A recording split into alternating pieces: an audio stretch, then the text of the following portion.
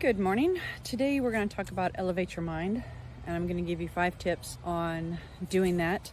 So first, we're going to go over clear the clutter in your mind, and then reading better books, listening to better music, meditating, I go over this a lot, and then changing your mental story. So starting off, the reason why I want to do this is because the better we think, the more we are in tune with what's going into our minds, the better off we are in creating the story that we want to create.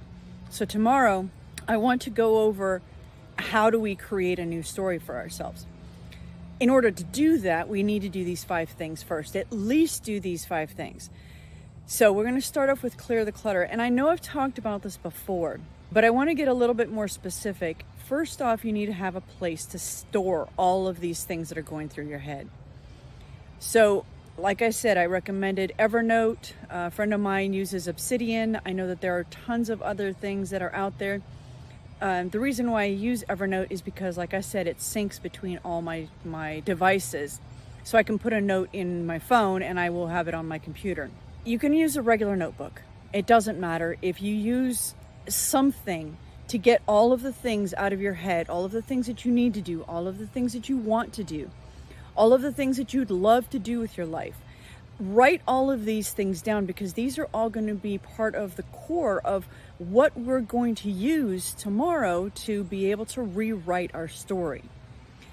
If you don't have a clear mind, if you don't have all of these things down in one space, and your brain is trying to figure out what it is that I forgot to do yesterday that I know I had to do, you're not going to be able to have a clear space to be able to move forward. The more you get the things in your head out and make room for new things, new possibilities, new opportunities, new ideas, the better off that your story is going to be in coming to fruition, to coming to reality. You can't expect new things to come into your life when you've got all this stuff everywhere. And trust me when I say I know what that's like. If I didn't have Evernote, a place for me to put all of these things that I know I need to get done, the to-do list is massive. And it moves from the to-do list to I want to do these things, or these are things that are necessary for work, or whatever. You can break it up once you've got it into a space that is held, that your brain is not stressing because I need to remember all of these things. It knows I've got this one place, everything is in there.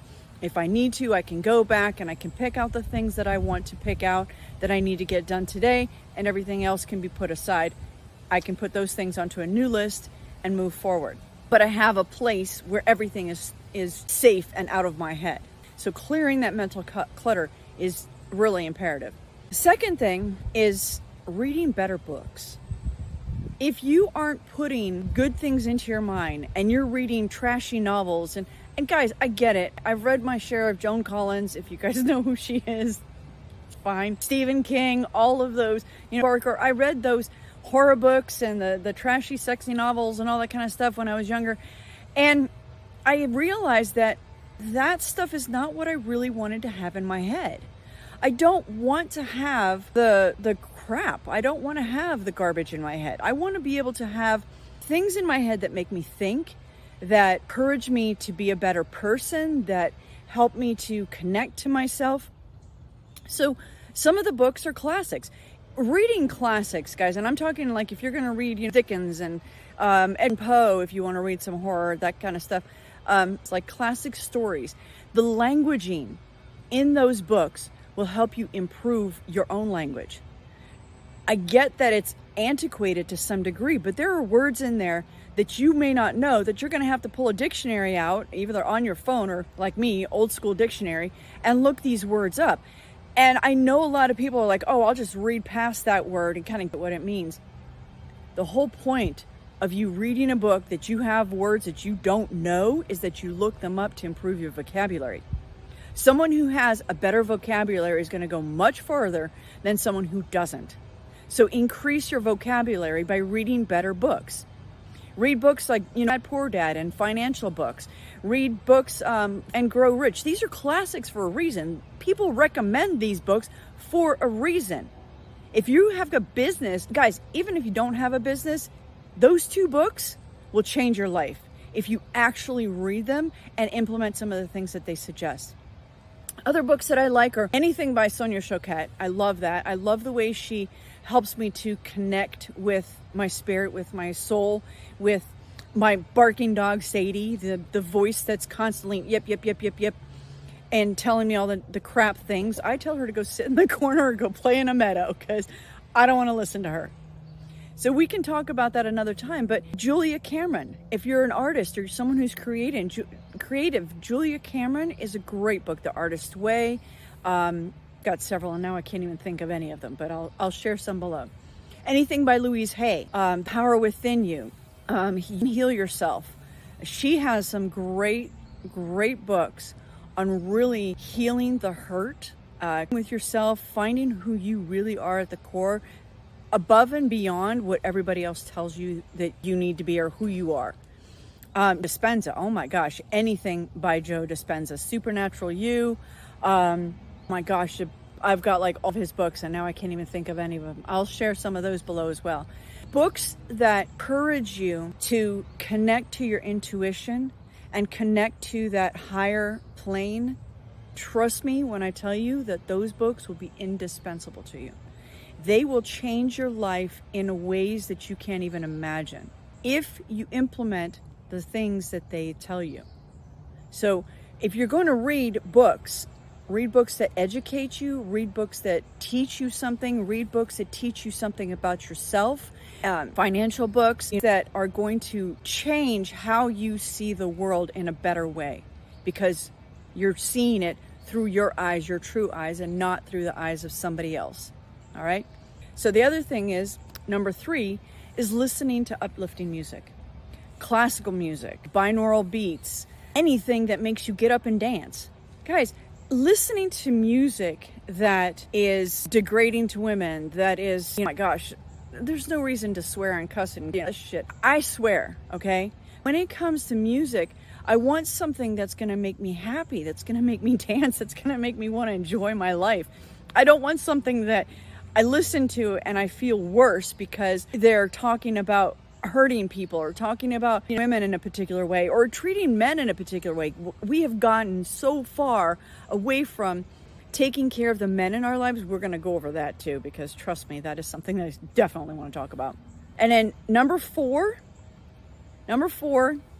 is, I'm going to say it again. I know people are going to be like, why is she always harping on this? Meditate. Meditation. I told you there are several ways that you can meditate. I really love Headspace. I love Slow Dive. They have just plain music on there that I can do my own meditation. They have guided meditations on there. You can get onto YouTube and you can find all kinds of meditations on there.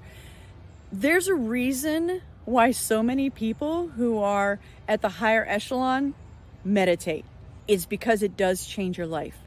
It improves, like I said, with the reading the better books and listening to uplifting music.